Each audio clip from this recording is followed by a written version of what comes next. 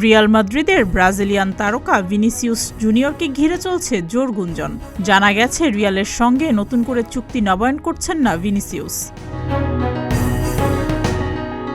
Spanish media sport জানিয়েছে, Ballon d'Or না পাওয়ার পর থেকেই ভিনিসিয়াসের মানসিকতায় বড় পরিবর্তন এসেছে, যা এ ব্রাজিলিয়ান তারকার পারফরম্যান্সেও প্রভাব ফেলেছে।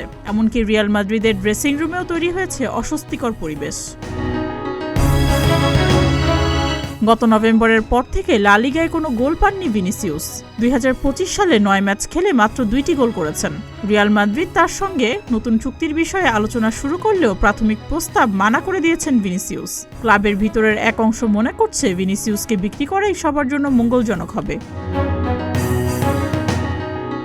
জানা গেছে, সম্প্রতি লেগানেসের বিপক্ষে 3-2 ব্যবধানে জয়ের ম্যাচে লুকা মদ্রিচ ভিনিসিয়াসের উপর অসন্তুষ্টি প্রকাশ করেন, কারণ রক্ষণে সাহায্য না করায় মদ্রিচকে অতিরিক্ত দায়িত্ব নিতে হয়। ম্যাচ শেষে ভিনিসিয়াস কোনো সতীর্থের সঙ্গে কথা না বলেই ড্রেসিং রুম ছেড়ে বেরিয়ে যান।